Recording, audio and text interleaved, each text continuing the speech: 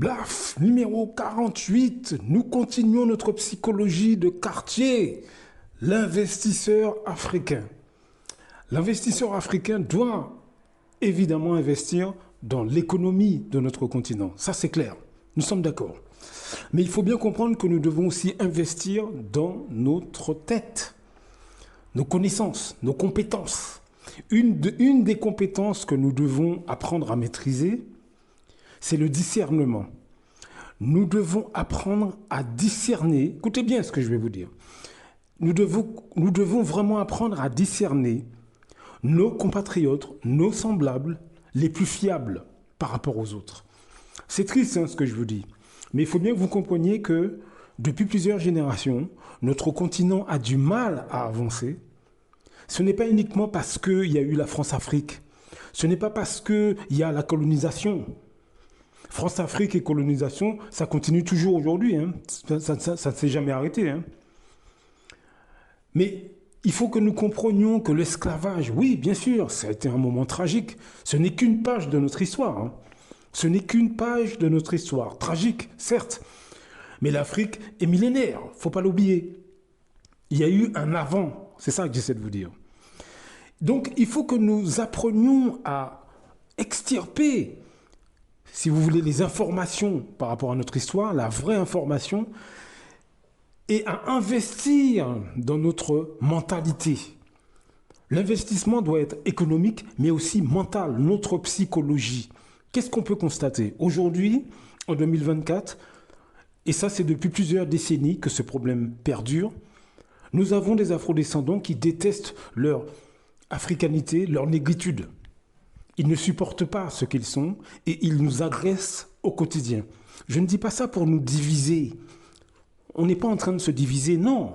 On étudie simplement comment fonctionnent psychologiquement nos communautés ou nos sociétés africaines.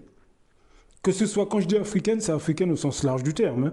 C'est Afrique, Caraïbes, l'Amérique du Sud, la Guyane, par exemple, la Réunion pour l'océan Indien, etc. Le monde noir d'une manière générale. Madagascar, etc., etc. Le monde noir d'une manière générale.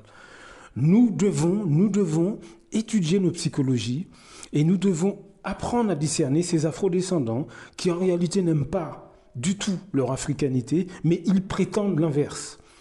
On peut observer ces personnes lorsque on est dans l'espace public. Lorsque vous êtes dans les rues, lorsque vous faites vos courses, etc. Regardez le comportement des afrodescendants entre eux, lorsqu'ils ne se connaissent pas. Vous allez voir, chez beaucoup, toute une attitude de dédain, de mépris, de suspicion, de distance. Ces personnes représentent une catégorie d'afrodescendants qui œuvrent dans l'ombre contre leur communauté ou pays. C'est ce que j'ai découvert, messieurs, dames. Nous devons affronter ce problème. Nous devons l'affronter. Cette psychologie est destructrice pour nous tous et nous devons affronter tout ça. Oui, nous devons investir, prendre le temps de disséquer nos psychologies. Est-ce que vous comprenez ça? Est-ce que vous comprenez? C'est extrêmement important.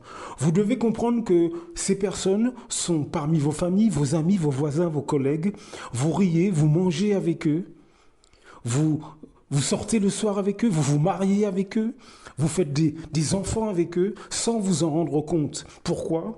Ils vous donnent un visage qui n'est pas la réalité. Cette catégorie de personnes est cachée parmi nous. Il faut que vous compreniez que lorsqu'un afrodescendant a du mépris pour ses semblables dans l'espace public, mais aussi au travail, vous avez beaucoup d'afrodescendants qui sont les ennemis de leurs collègues de race noire. Eh bien, il faut bien comprendre que ces personnes, lorsqu'elles sont avec vous, changent de visage. C'est pour ça que je vous dis que vous pouvez tout à fait avoir un frère, une sœur, un père, une mère, des oncles, des tantes, foncièrement négrophobes et dédaigneux, vraiment dédaigneux vis-à-vis du monde noir, et être tout à fait gentil avec vous. Tout simplement parce que vous, ils vous connaissent. C'est tout. Lorsqu'on enquête sur ces personnes, et c'est ce que j'ai fait pendant une vingtaine d'années, je me suis rendu compte que ces personnes, donc, au sein de l'espace public, sont méprisantes vis-à-vis des afrodescendants.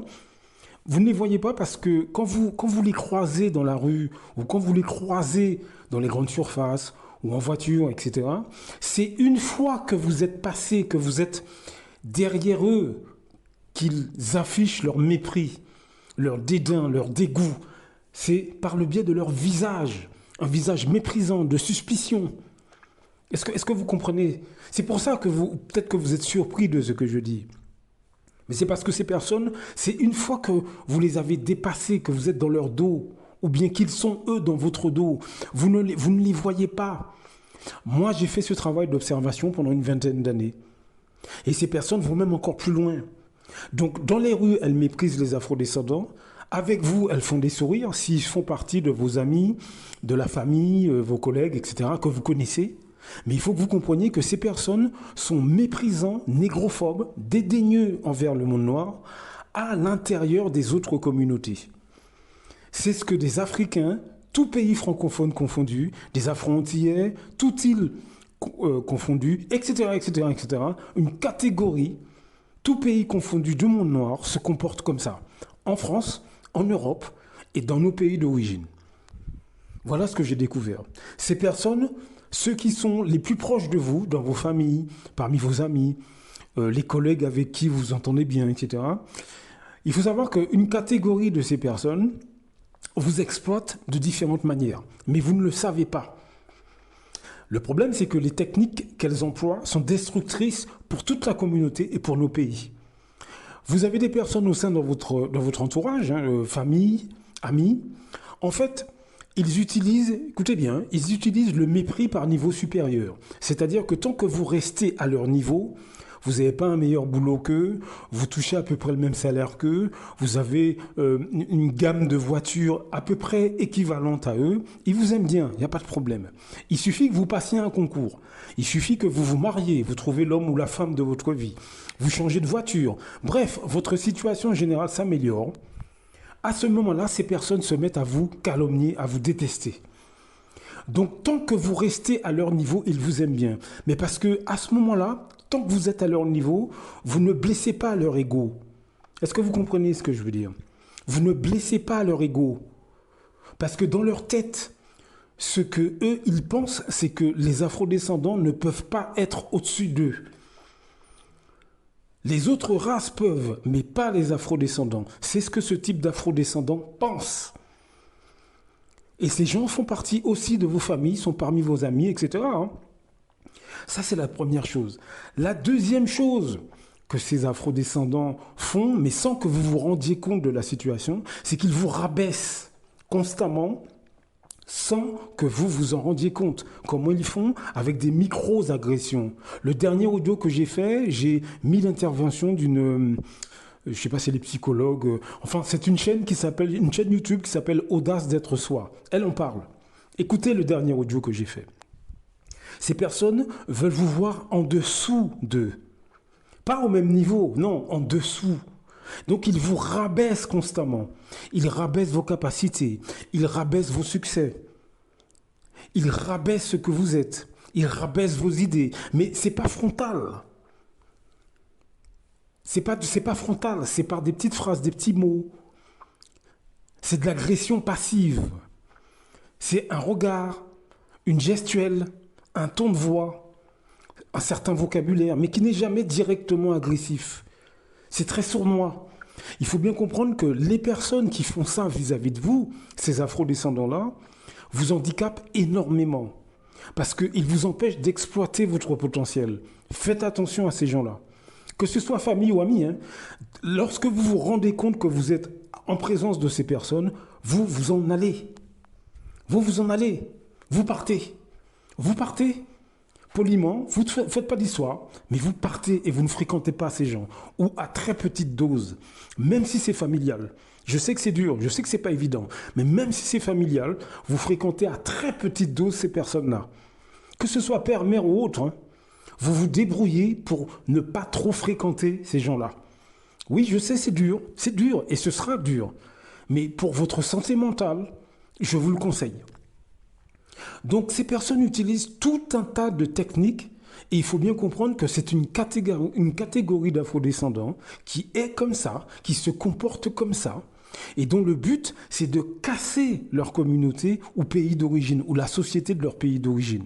Parce qu'ils n'ont pas ces comportements-là au sein des autres communautés ou des autres cultures. Non, à ce moment-là, ils encouragent les autres.